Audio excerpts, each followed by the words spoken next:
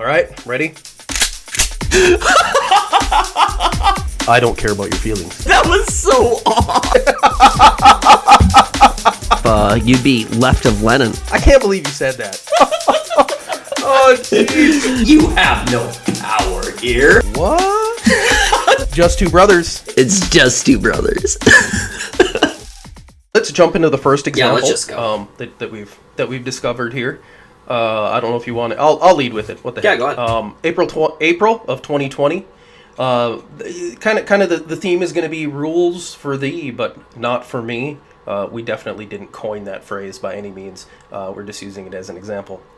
We're going to start off with the amazing leader of Chicago, Illinois, Lori Lightfoot, in all of her grand wisdom.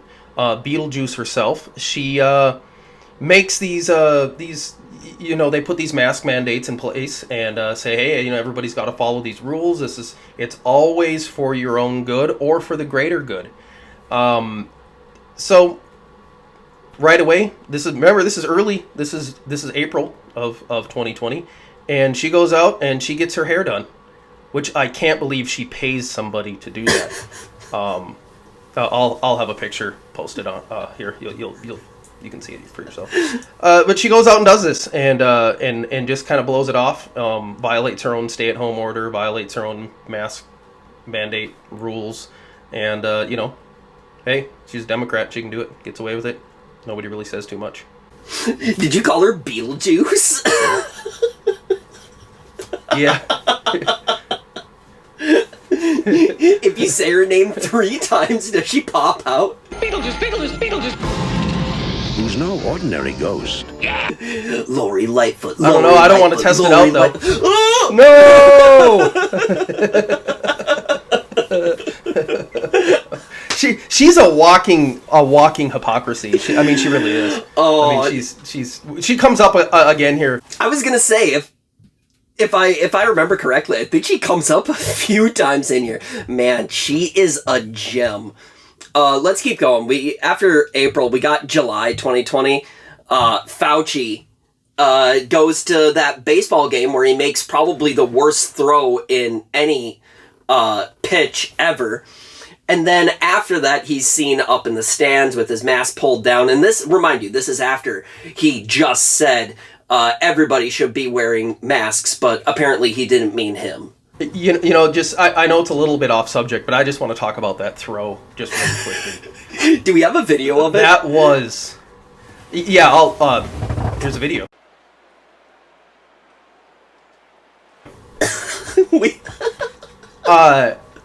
It's exactly what I would expect. It is literally spot on. Like, when I seen that happen the first time, I was just... it's about right. That's what I expect from him. I mean, I know it's irrelevant to what we're talking about, but man, it's beautiful. That is a beautiful, beautiful throw. Great job, Fauci. You really, really, really hit it out of the park there. Almost got it across the About plate. as good as his COVID policy. Moving on to September 20, we have Pelosi. Yeah, she's one of my favorite people. The infamous Pelosi goes and gets her hair done out in a San Francisco salon as well. So a lot of getting your hair done. I know that that these people are in the public eye, and I understand that. But if you make rules for everyone else, I would assume that you meant yourself. Maybe you should have told us beforehand that you meant everyone but you. She literally, under no circumstance does she include herself as the regular, just a normal American citizen. She is much, in her mind, she is a supreme ruler. She can do whatever she wants, whenever she wants, and you should not question her. I think one of the things that she hates the most is the fact that she needs to be elected. That is just completely beneath her. She should be a permanent appointee to do whatever she wants, however she wants.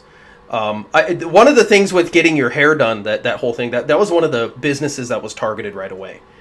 They said, because your hairstylist is so close to you and whatnot. Apparently her ice cream dealer was good to go, though. Do you remember her defense for that? I don't even think she said sorry or anything. I think she just went on and just said, oh, I felt like I was set up. So you should really apologize to me. It's because the person she went to is the person that turned her in. Oh man, I'm pretty sure that's how that went down. Is the person that she went to turned her in and kind of sparked the whole story. I mean, she's a constant piece of work. I mean, the fact that people vote for somebody like her is just it's amazing. It is amazing. It is amazing. All right, let's move on to October. October 2020. Remember, we're still in last year. We're doing a recap of some just amazing examples of hypocrisy, and we have Dianne Feinstein. Remember, she's another just amazing leader out of California. She violates the mask mandates a number of times. She goes through airports, private terminals, never has her mask on at all.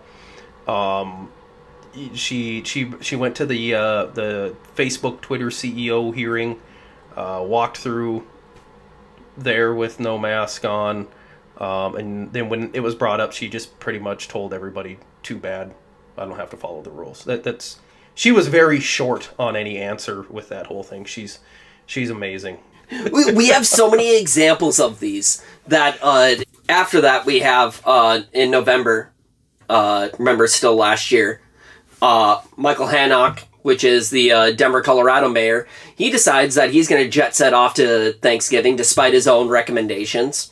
If you remember, he said everyone should stay away from people. And he decided, no, I meant you, not me. That's so, I guess I should really just be assuming this when people say it, right?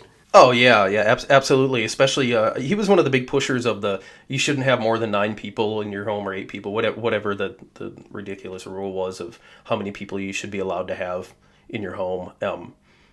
I think he might have been the one that was he the one that set up the hotline you can call if you see that your neighbors... Remember that? I don't remember who that was, but I know one of them did that. They're like, hey, turn them in, because that's a great thing to do to somebody you live next door to. Whatever. We'll go on to Andrew Cuomo. He cancels Thanksgiving in New York for everybody, and he just went and just did it himself. Hey, I don't have to follow any rules. I don't know if we had that in here about him putting all the people in the. I guess it's not really relevant, putting all the COVID patients in the nursing home. Yeah, I don't think it's relevant to the topic, but it's interesting that he goes to visit his 89-year-old grandmother, for Thanksgiving while he's in the middle of killing everyone else's. I'm sure she wasn't in a nursing home. She wasn't.